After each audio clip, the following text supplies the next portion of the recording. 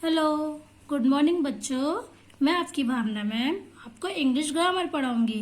मैंने आपको इससे पहले वाले वीडियो में ये सेंटेंस ये एक्सप्लेन किए थे, इस पूरा इतना एक्सप्लेन किया था चैप्टर। उसके बाद मैंने आपको ये होमवर्क दिया था ये एक्सरसाइज करने के लिए कॉपी में। होप आई थिंक आप सबने कर ली होगी। अब हम पढ़ेंगे next kinds of sentence. Kinds of sentence पढ़ेंगे कि सेंटेंस के कितने काइंड्स होते हैं, कितने टाइप्स के होते हैं sentence. There are 4 kinds of sentence. कितने टाइप के होते हैं? 4। असर्टिव सेंटेंस सबसे पहले कौन सा है?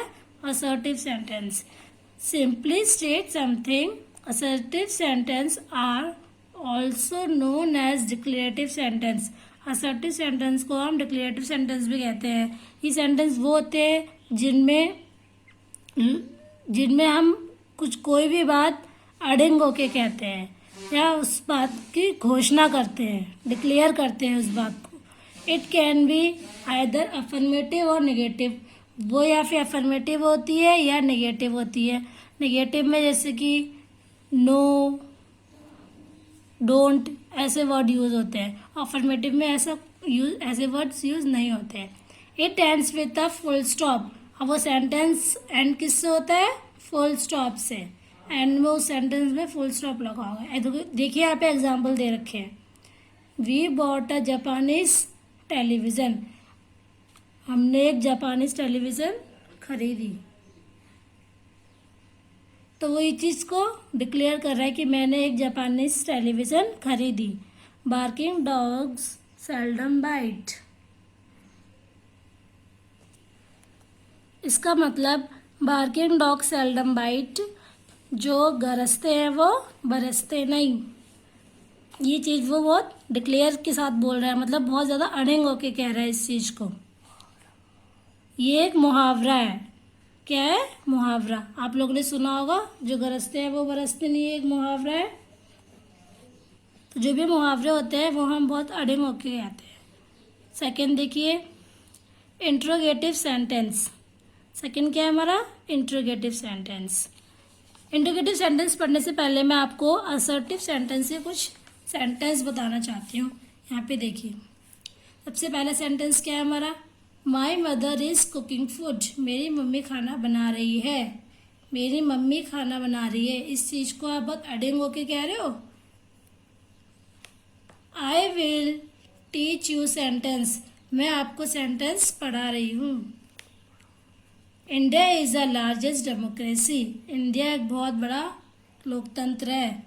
यू आर लाई। आप झूठे हो। हम इस चीज़ को बहुत कॉन्फिडेंस के साथ और बहुत मतलब उस चीज़ को डिक्लेयर करके कह रहे हैं कि हाँ मेरी मम्मी खाना बना रही है और मैं आपको सेंटेंस पढ़ा रही हूँ। और इंडिया जो है बहुत बड़ा लोकतंत्र है। You are liar. आप झूठे हो। हम इस चीज़ की घोषणा कर रहे हैं कि तुम झूठे हो। सेकेंड, हम इंट्रोगेटिव सेंटेंस पढ़ रहे थे। देखिए यहाँ पे इंट्रोगेटिव सेंटेंस क्या होते हैं? Ask a question about someone और समथिंग। इंट्रोगेटिव सेंटेंस वो होते हैं जिसमें हम प्रश्न पूछते हैं किसी के बारे में या किसी चीज़ के बारे में। इट कैन बी WH और यस और नो क्वेश्चंस। जो ये इंट्रोगेटिव सेंटेंस होते हैं वो WH यानी हु, विच, वॉट इनसे स्टार्ट होते हैं या यस और नो से स्टार्ट होते हैं। एग्जाम्पल देखिए यहाँ पे दे रखा है। Why are you late today. आप आज लेट क्यों है? तो ये वाई से शुरू है। इंट्रोगेटिव सेंटेंस क्वेश्चन से स्टार्ट होता है और इसमें लास्ट में क्या लगा होता है? Question mark. Do you love music. क्या आपको म्यूजिक पसंद है? The answer to first question will be a statement but the answer to the second question will be either yes or no. First question जो first question दे रखा है उसका जो आंसर है वो पूरा स्टेटमेंट में होगा, लेकिन जो दूसरा क्वेश्चन होगा उसका आंसर किस में होगा? यस और नो में। डू यू लव म्यूजिक अगर आपसे कोई पूछ रहा था आप यस और नो में बताओगे। Why are you late today इसका आप आंसर एक स्टेटमेंट में दोगे कि आप क्यों लेट हुए आज। इसमें आप यस नो नहीं बोल सकते, इसमें आपको पूरा एक स्टेटमेंट देनी होगी, पूरा एक सेंटेंस बोलना होगा कि आप क्यों लेट हो। An interrogative sentence generally begins with a question word or an auxiliary verb and ends with the mark of interrogation. जो इंट्रोगेटिव सेंटेंस होते हैं वो एंड किससे होते हैं? क्वेश्चन मार्क से, और स्टार्ट होते हैं क्वेश्चन वर्ड से. क्वेश्चन वर्ड मैंने आपको बताया था हु, व्हेन, विच, व्हाट, ये क्वेश्चन वर्ड हो गए हमारे. और लास्ट में किससे एंड हो गए? क्वेश्चन मार्क से. Third, imperative sentence. Imperative sentence में क्या होता है? मेक रिक्वेस्ट और गिव कमांड्स एंड एडवाइस. इस सेंटेंस में हम किसी से कुछ रिक्वेस्ट करते हैं या हम कमांड देते हैं या हम किसी को एडवाइस देते हैं. रिक्वेस्ट करना, कमांड देना या फिर एडवाइस करना, उसे सलाह करना, सलाह देना. They ask someone to do something. The subject of an imperative sentence is you either stated or understood. They are someone to do something, मतलब हमें किसी को कुछ करने के लिए हम कहते हैं.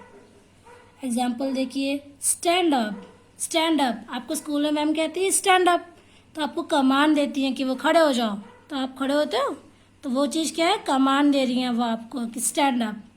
Please pass me that book. Please का यूज़ हो रहा है, तो इसी से पता चल रहा है कि वो जो भी हमसे बोल रहा है तो वो हमसे रिक्वेस्ट कर रहा है. Please pass me that book, वो बुक मुझे पास कर दो, तो वो रिक्वेस्ट करके बोल रहा है उसे. Do not play in the sun. धूप में मत खेलो, वो आपको ये एडवाइस दे रहा है कि धूप में मत खेलो, तो यहाँ बीमार पड़ जाओगे. इसलिए देखिए यहाँ पे कुछ सेंटेंस है इम्परेटिव सेंटेंस के. Please help me. Please help me, अब आप बताइए कि इसमें ये कमांड दे रहा है, रिक्वेस्ट कर रहा है या एडवाइस दे रहा है उसे. प्लीज़ हेल्प मी यानी कि वो उससे रिक्वेस्ट कर रहा है. यहाँ पे हमने पढ़ा था please pass me that book, request कर रहा था. ऐसे इसमें प्लीज़ हेल्प मी में वो रिक्वेस्ट कर रहा है. क्या कर रहा है? रिक्वेस्ट. काइंडली ग्रांट मी लीव, मुझे छुट्टी दे सकते हो, तो ये भी वो रिक्वेस्ट कर रहा है. कंसल्ट अ डॉक्टर, डॉक्टर के पास जाओ, वो उसे एडवाइस दे रहा है कि आप डॉक्टर के पास जाओ. Get out of the room के बाहर निकल जाओ, तो ये वो उसको कमांड कर रहा है, कमांड दे रहा है कि आप रूम के बाहर चले जाओ. स्टॉप बॉदरिंग, तो मुझे परेशान मत करो, तो ये क्या हो गया? वो उसे कमांड दे रहा है कि आप मुझे परेशान मत करो. ये हो गया इम्परेटिव सेंटेंस. अब हम पढ़ेंगे एक्सक्लेमेटरी सेंटेंस. इसमें क्या होता है? एक्सप्रेस स्ट्रॉन्ग और सडन फीलिंग. हम इसमें अचानक से जो हमारे मन में फीलिंग आती है उसको एक्सप्रेस करते हैं. जो हमारे मन में अचानक से स्ट्रॉन्ग फीलिंग आती है हम उसको एक्सप्रेस करते हैं.